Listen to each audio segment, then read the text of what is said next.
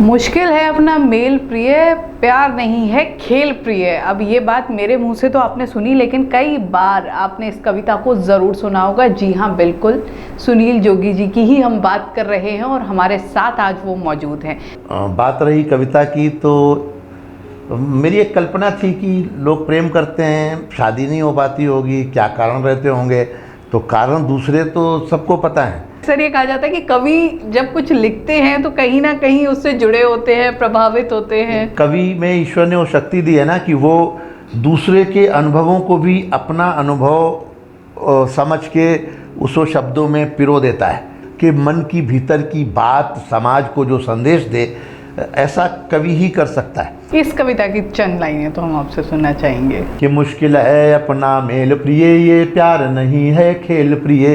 तुम ए में first division हो, मैं हुआ मैट्रिक फेल प्रिय। मुश्किल है अपना मेल प्रिय। कई सारी ऐसी कविताएं मैंने आपकी सुनी जिसमें हास्य तो रहता ही है, लेकिन उसमें जो हास्य रहता है वो प्रेमी और प्रेमिका के ऊपर बड़ा ज़्यादा रहता है। चूँकि यूथ को आज हिंदी से जोड़ना, कविताओं से जोड़ना, तो पहले मैं यूथ को कनेक्ट करता हूँ, जोड़ता हूँ, तो उनके मतलब की बातें करनी पड़ती हैं, उनकी उम्र की बातें करनी पड़ती हैं। फिर धीरे धीरे मैं बेटियों पर सुनाता हूँ, माँ पर कविता सुनाता हूँ, देश पर सुनाता हूँ, सनातन पर सुनाता हूँ, तो वो और ध्यान से सुनते हैं। बिल्कुल, सनातन की बात हुई है, क्योंकि सनातन के लिए मैंने जिस तरीके से पढ़ा सुना आपको, सनातन को लेकर आप बहुत अक्सर बोलते रहते हैं। देखिए, सनातन हमारी संस्कृति है। बिना सनातन के भारत की कल्पना नहीं की जा सकती। और सनातन का कोई आदि और अंत नहीं है। सनातन कब प्रारंभ हुआ ये कुछ पता नहीं।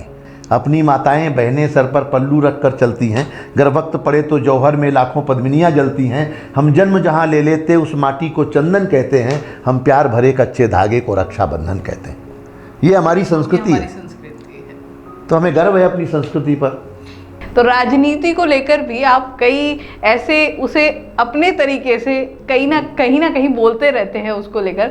राजनीति पर मैं बहुत लिखता हूँ, मेरा प्रिय विषय है, और मैं किसी दल का व्यक्ति नहीं हूँ और किसी से मेरी कोई व्यक्तिगत कोई दुश्मनी, कोई वैमनस्य नहीं है। कि क्या बतलाएं कि दिल्ली में क्या गड़बड़ झाला निकला, जिसको झाड़ू वाला समझा वो दारू वाला निकला। कि सोच रही थी वसुंधरा जी मेरा नंबर आएगा, खुद हाई कमान दिल्ली से आकर शपथ दिलाएगा। लेकिन जब पर्ची खोली तो नाम भजन लाला निकला, जिसको झाड़ू वाला समझा वो दारू वाला निकला।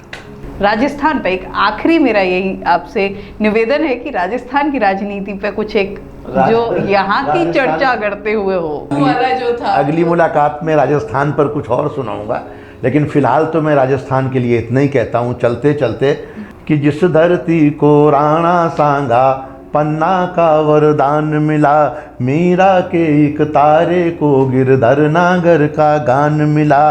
देश प्रेम पर शीश कटाने की जब भी बारी आई, हिंदुस्तान में सबसे आगे प्यारा राजस्थान मिला। हिंदुस्तान में सबसे आगे प्यारा राजस्थान मिला।